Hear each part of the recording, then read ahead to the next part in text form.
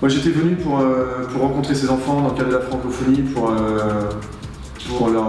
partager avec eux quelques idées toutes simples, toutes bêtes, le bonheur d'être ensemble, le bonheur de faire du sport, l'amitié à travers le sport, enfin, voilà, quelques grandes valeurs qui parfois peuvent sonner un petit peu creux, mais qui sont vraies et qui se retrouvent partout dans le sport, quel que soit le sport qu'on puisse faire, qu'on ait un handicap ou qu'on n'en ait pas. Donc voilà, on a passé du plaisir ensemble.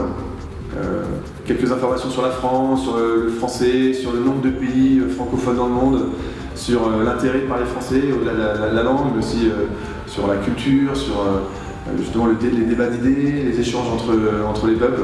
Enfin voilà, des grands mots, mais qui se traduisent très simplement quand on rencontre des enfants.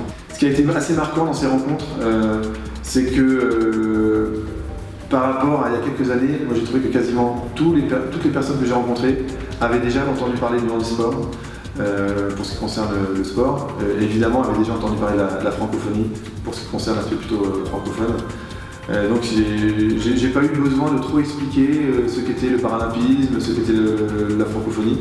Ils savaient tous déjà ça, donc ça m'a assez surpris, quelles que soient les personnes que j'ai rencontrées. Et ensuite, ce qui est génial, c'est qu'ils sont tout de suite sur des questions assez personnelles. Comment vous faites avec un seul bras, ou quand il y a d'autres collègues qui étaient en fauteuil roulant, par exemple, comment vous faites en fauteuil. Mais après, tout de suite dépassé pour parler d'autres choses, sur le plaisir qu'on peut avoir à faire du sport, sur les difficultés qu'on a à faire du sport.